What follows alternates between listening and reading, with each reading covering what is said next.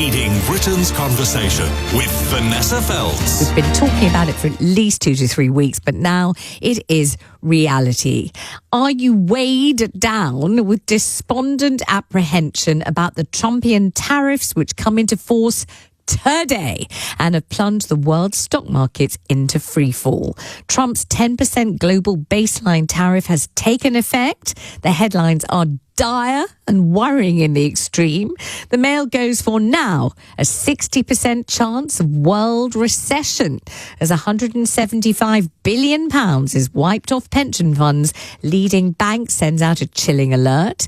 The Telegraph says FTSE hit by biggest fall since COVID after Trump tariffs. And the Times front page reads, China joins trade war with tariffs for Trump. In the Sun, Trump carnage. £4 trillion wiped out in market dive. There is no question the rest of the world is reeling. Donald Trump has doubled down on his policy, and this is despite rumoured disquiet among his close coterie of long-term faithful supporters. The president declared, now is a great time to get rich, richer than ever before. A total of £104 billion was wiped off the value of British listed companies yesterday. It was the third biggest hit in one day in the blue chip FTSE index's history.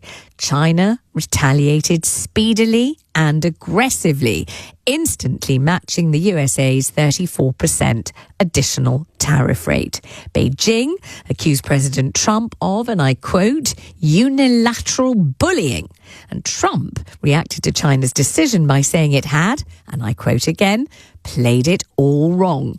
And what he said on TikTok was this: they panicked, the one thing they cannot afford to do. Although Trump imposed a rate of only 10% on imports from the UK, which is lower than the rate that he's imposed on most other developed economies, Sir Keir Starmer still hopes to reach a deal with the US by the end of the month to bring the rate even lower. Starmer's belief is that with a lower tariff rate, the UK could attract investment and position itself as an ally of both the USA and the EU. My first question for you this afternoon, lovely listener, is that in Keir Starmer's dreams, or is it possible that he may realise that ambition? The government is also weighing up plans to import quotas to prevent the UK from being flooded with cheap foreign goods that were originally destined for the USA. Now, that may be worrying you. If you're in business, you may be thinking, oh my God, are we going to get all that stuff over here? Chlorinated chicken is just one thing, but all the rest of the cheap rubbish that the USA would normally mop up, is it all going to come here and ruin your profit margins and affect your business? My questions are this. We have all watched. You can't say you haven't been rattled and aghast. Everybody's been rattled and aghast. Even the most professional newsreaders looked absolutely, I don't know, what was the expression, playing over their faces? Horror-stricken, I think, as the news was filtering around the world. We've all watched all of this.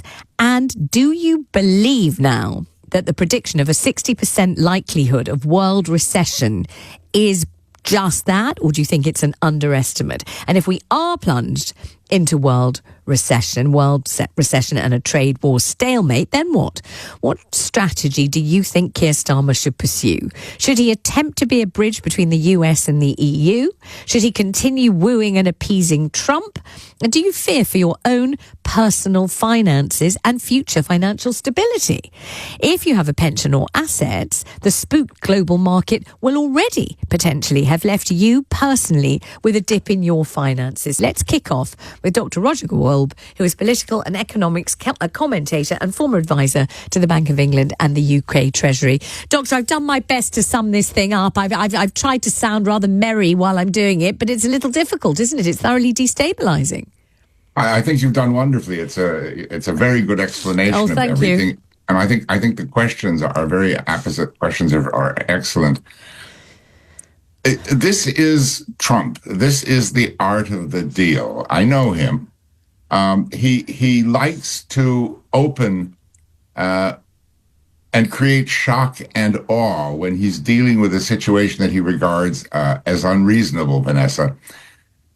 Other countries have been taking advantage of America for decades and decades, and its leaders, particularly its Democratic presidents of the last few terms, have done nothing about that. It's completely imbalanced. I mean, May I just stop you just for 1 second, Doctor? So you say in words that echo the words of Donald Trump, other countries have been taking advantage of the USA for decades. Totally. But it's not a sentiment that we're familiar with here in the UK. We haven't heard this. It hasn't been a kind of regular complaint, emanating from the United States. We haven't been made before to feel like parasites or as if we've been financially preying on the states. So is the implication that we have somehow, hoodwinked or manipulated or done something bad to the United States? Or is it that they were so easily chargeable that they just kind of rolled over and let us do it? Well, what really happened?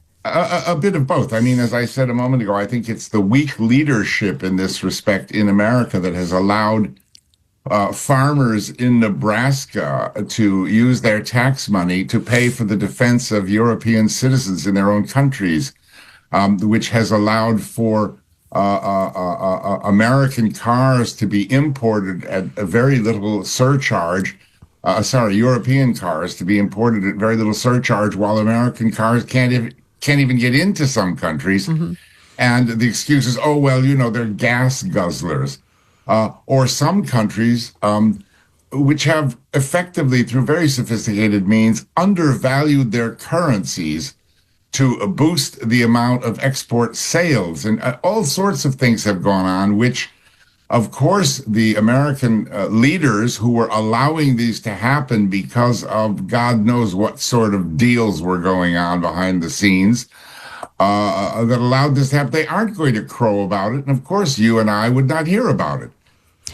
And now we are in this situation where it seems as if the rest of the world is in shock, despite the fact that Donald Trump had proclaimed his intentions, since pretty much the beginning of time. And we seem to have been taken unawares, and we seem to be flailing about for a strategy to cope with it, don't we?